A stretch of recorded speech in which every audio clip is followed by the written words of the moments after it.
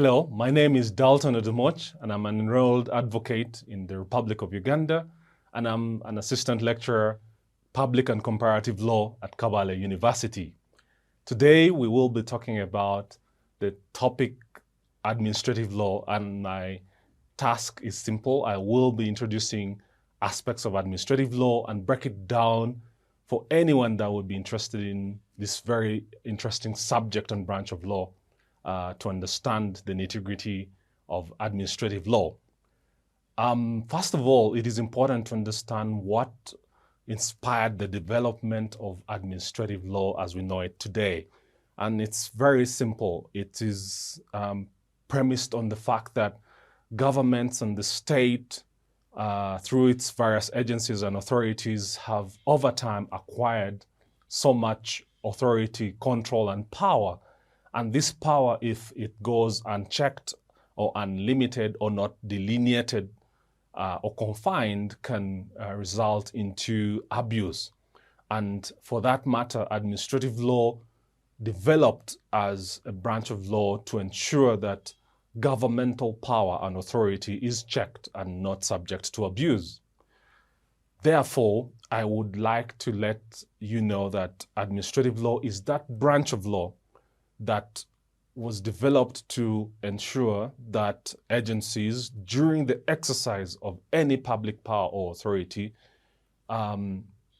operate within the limits as prescribed in the law. And that if there's been any abuse of such power, there are remedies available to the victims of such abuse or to the members of the public. So administrative law ideally presupposes that all power has legal limitations, and there's no such thing as absolute or unfettered administrative power. And the second thing to note that is that consequentially, it is always possible that any such power can be abused. Therefore, administrative law is that law that relates to the control of governmental power, the powers of public authorities, and all that power that they hold and wield is subject to limitation. According to Wade and Bradley, administrative law is that branch of law which is concerned with the composition, the powers, duties, and rights of and liabilities of various organs of government, which are all charged with governance and overseeing that state structure is maintained. So more concisely, this law relates to public administration. It is a form and branch of public law where we're dealing with relations between the state or its agencies and the individual. What then is the role administrative law plays? Already we've understood, or rather we've had the definition of administrative law and what it entails. We want to understand then what is the role of administrative law. Specifically, this branch of law seeks to ensure that there is efficiency in administration. It also seeks to promote the rights of individuals in society by checking the abuse of power. It also has the control function in such a sense that anything that is negative or is contrary to the aspirations of the people as far as the power that has been entrusted to government is concerned is checked, and that this is confined. And where there's been an abuse, then there are remedies available to the victims of such abuse. Administrative law also has the command function by making sure that public bodies perform their statutory duties, including the exercise of discretion under a statute or under any legal provision, that they conform and comply with those duties and responsibilities assigned or entrusted to them. The other thing is that this branch of law also ensures that bodies, that it embodies principles that facilitate good administrative practice. For example, in ensuring that the rules of natural justice or fairness are adhered to, this will result into trust and confidence of the people and the public in governmental system and processes. So the pursuit of this branch of law helps to ensure that all these practices conform to rules of natural justice, to rules of fairness, and where there's been an abuse of such process, then such actions can be challenged in a court of law. This branch of law also operates to provide accountability and transparency, including participation by interested individuals and parties in the process of government. We all understand that democratic values and ideals urge any government of the day to ensure that the people are able to participate in the affairs of administration of the state. And it is administrative law that makes this partly possible. The other thing, which is the final role that I will say, is that administrative law helps ensure that there is a remedy for grievances that are suffered at the hands of public authorities, short of which then a system is subject to the threat of collapse if any abuse can go unchecked and unremedied. And to that extent, we must appreciate the relevance of administrative law. What then is the nature of administrative law as we know it today? It entails, one, the application of constitutional provisions that are provided for, in Uganda's case, for instance, in the 1995 Constitution. And specifically, we all must address our minds to the fact that Article 79 of the 1995 Constitution gives the executive the mandate to exercise executive functions.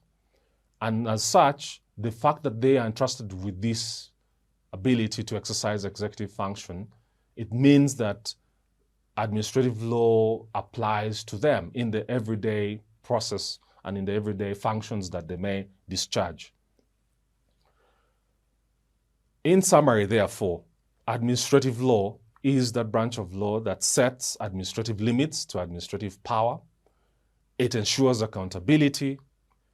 It also determines the extent of the use of administrative powers, and it is also the law that concerns administration of powers in different areas of government exercised by various public authorities.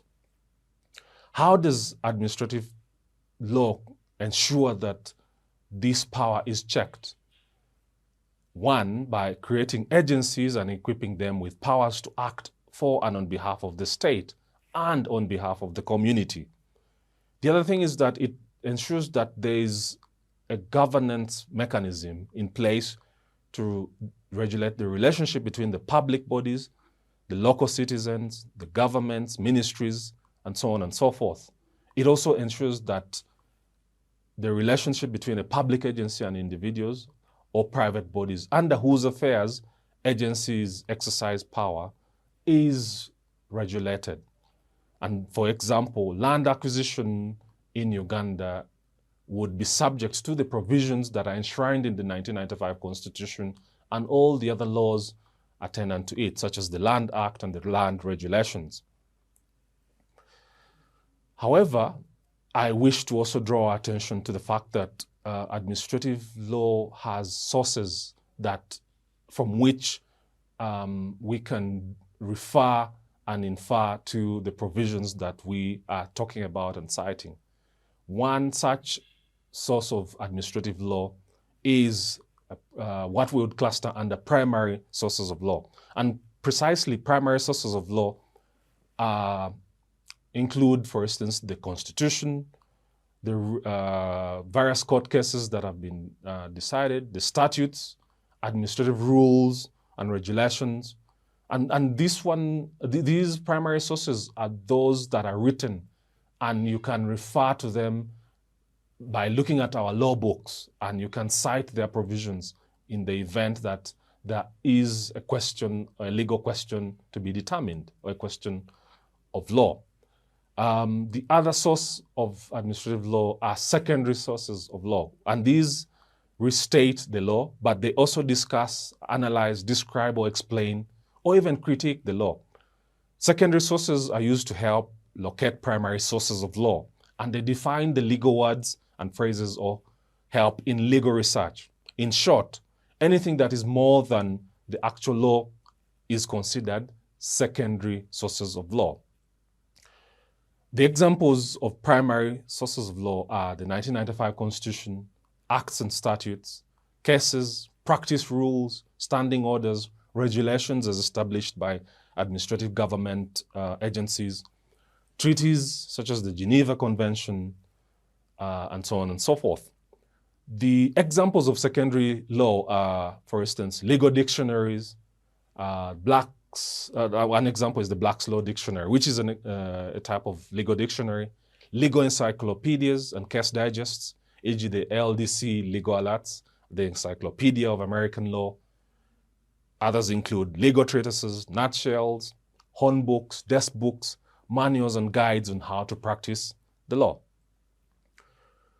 I wish to give specific mention to the primary source of law, and in this case specifically, the 1995 Constitution. It bears a lot of relevance to administrative law. Under Article 2, the supremacy of the Constitution is laid out, and it reads, "The Constitution is the supreme law of Uganda and shall have binding force on all authorities and persons throughout Uganda." In sub-article 2, it says that if any law or custom is inconsistent with any provisions of the Constitution shall prevail, and that any other law or custom shall, to the extent of its inconsistency, be void. That already emphasizes to us that the Constitution enjoys a supreme place in as far as the hierarchy of laws in Uganda is concerned. Furthermore, in Article 42 of the 1995 Constitution, as amended, the right to fair hearing is guaranteed, and it also makes provision for the remedy of judicial review. Article 42 provides that any person appearing before any administrative official or body has a right to be treated justly and fairly, and that that person shall have a right to apply to a court of law in respect of any administrative decision taken against him or her.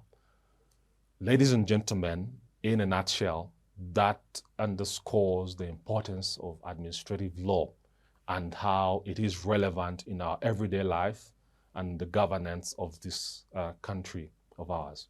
I thank you, and I look forward to our next series in time to come.